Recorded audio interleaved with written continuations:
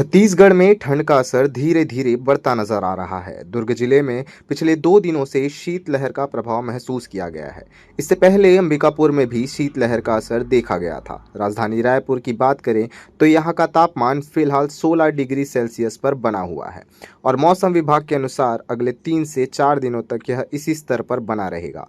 मौसम विभाग ने अनुमान जताया है कि 3-4 दिनों के बाद बादलों का असर दिखाई दे सकता है, जिससे ठंड में और बढ़ोतरी होने की संभावना है। वहीं अगर आप शहरों से दूर ग्रामीण इलाकों की ओर जाएंगे तो ठंड का प्रभाव और अधिक महसूस होगा।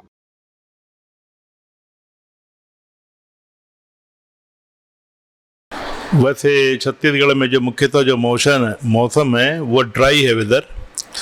ठीक है, ड्राई वेदर है। और आज और कल मतलब 21 और 22 तारीख को दुर्ग जिले को में शीतलहर का प्रभाव देखा गया है और बाकी सारे जो प्रदेश में मौसम है सामान्य है।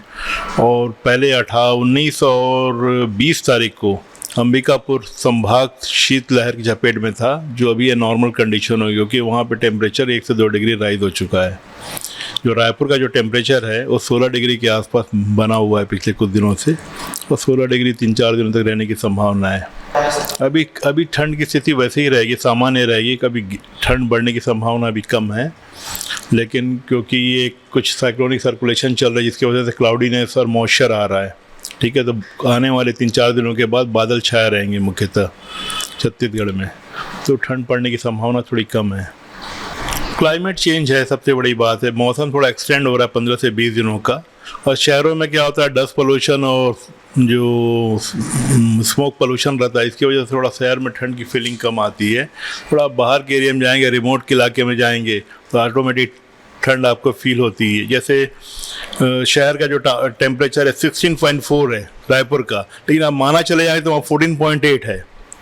तुरंत आपको डिफरेंस दिखेगा। आप लाभांडी चले जाएंगे तो 14.6, ऑलरेडी 0.2 डिग्री टेम्परेचर वैसे ही डाउन है। तो शहर में ही आपको 4-5 किलोमीटर में 2 डिग्री टेम्परेचर का फॉल आपको शहर में ही दिख जाता है।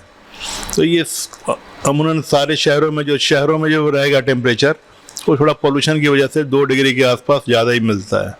विलेजेस में थोड़ा सा टेम्परेचर कम मिलेगा।